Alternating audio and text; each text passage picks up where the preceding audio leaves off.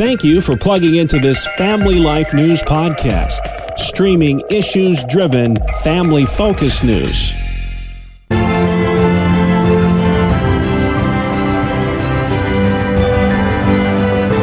And welcome back to another edition of Capital Connection. Fridays during the Noon Report, we give you, the listener, direct connection to what's happening in Albany and Harrisburg with the experts on the issues at the state capitals. Joining us this week, Jason McGuire with New Yorkers for Constitutional Freedoms and Dan Bartkowiak at the Pennsylvania Family Institute.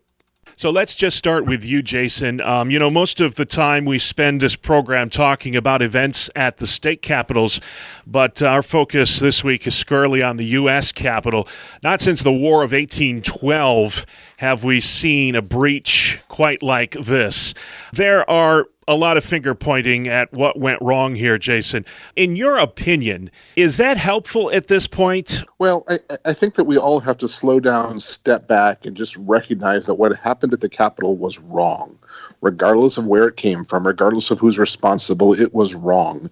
And I think there's a unifying message for us in that our U.S. Capitol came under attack, and that should not happen. There were shots fired as people stormed the building, and regardless of what perspective or what ideology they had or whether or not there was adequate security or not, it was wrong. And if we can start there, then I think we can have honest conversations as to how not to have this happen again. Yeah, Mitt Romney made some news, Dan. I'd love to get your comment on it. He said that Trump basically lit the match that started the fire and to quote him directly, incited an insurrection. Do you think that's fair criticism? Well, I think, again, we're trying to find out and process everything and just assessing where we stand as a country. I think Jason's right, is everything was wrong that took place. I mean, the people's house at the Capitol does not welcome mob rule. And so I think a lot of finger pointing is being made. Again, it's the responsibility of those that were going into the Capitol is first and foremost. And violence should be discouraged and law enforcement should be supported in all cases. Mm-hmm. So I guess we're going to be talking through this for the months and years really leading after this. And I think the responsibility comes on each individual. And I think one thing we need to do right now is a call for prayer and a call to come together because we need to heal from this. Yeah. And speaking of law enforcement, you think about the events that were taking place the morning of Wednesday, January 6th, Jason. It was a perfect storm of combustibility.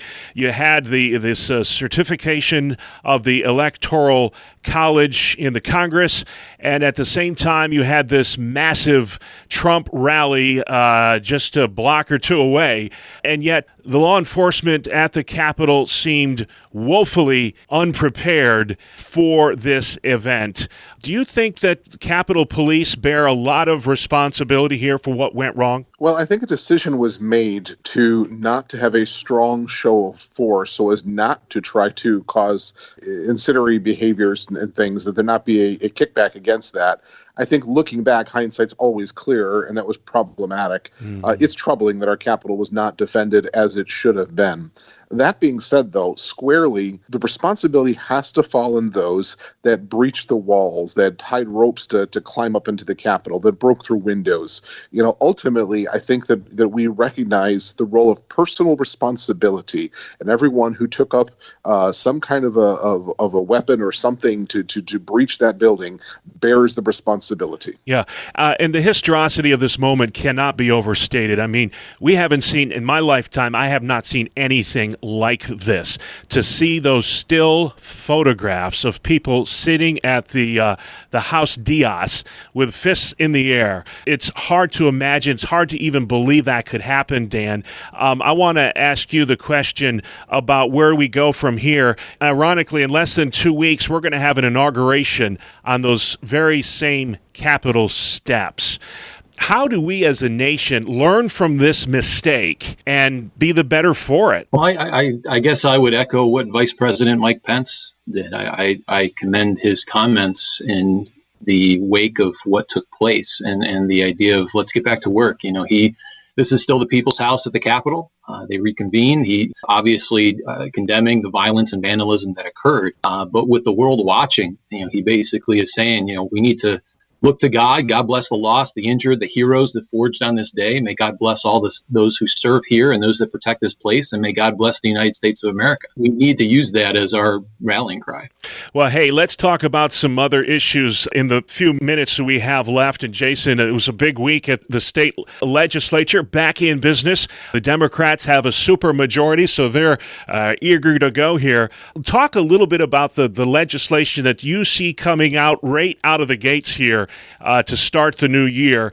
There's been a lot of buzz about this so-called detainment bill from Brooklyn Democrat Nick Perry.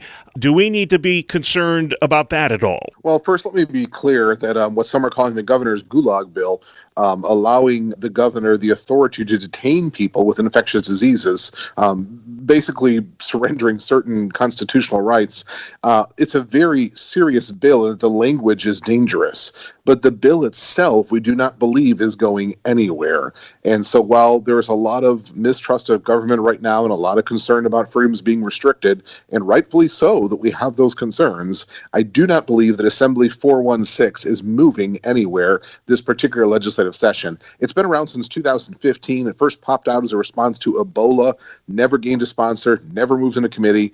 I really don't think it's going anywhere. Yeah, the combustibility factor it was alive and well in Harrisburg as well this week. Not to the extent that we saw in D.C., Dan, but things got out of hand quickly in the Pennsylvania Senate. It devolved into a shouting match when Republicans refused to swear in Pittsburgh area Democrat by the name of Jim Brewster. Could you explain what's going on there and how much damage did that do in trying to get the two sides to work together this term? Yeah, there has probably never been a first day of session that's made the homepage of Fox News and CNN until now. And it is just crazy how the screaming at the mic and threatening of violence on a senator, it all spawned a lawsuit challenging the Pennsylvania Supreme Court, how they changed election law. If it hadn't been changed, Brewster's challenger, the Republican Nicole Ziccarelli, would win the seat.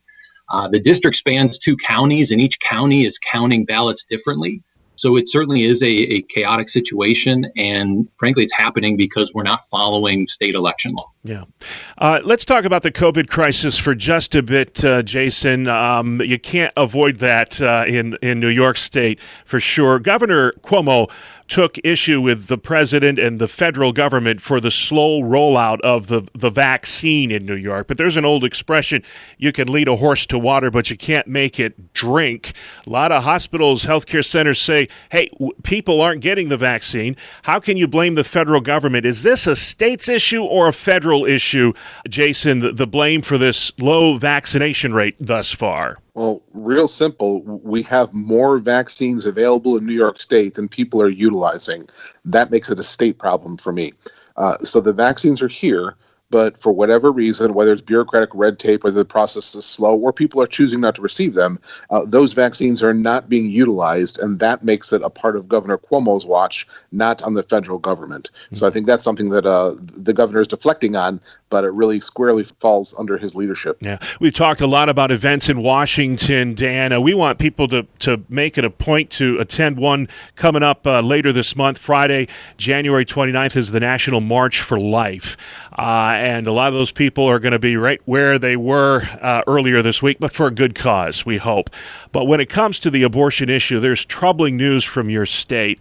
You have more of this on your website. More women are getting abortions, and more women are having complications from them. Please explain that, if you would. Yeah, well, first and foremost, we need to mourn the loss that over 30,000 babies are killed by abortion in Pennsylvania annually. I mean, it breaks down to 85 abortions every day.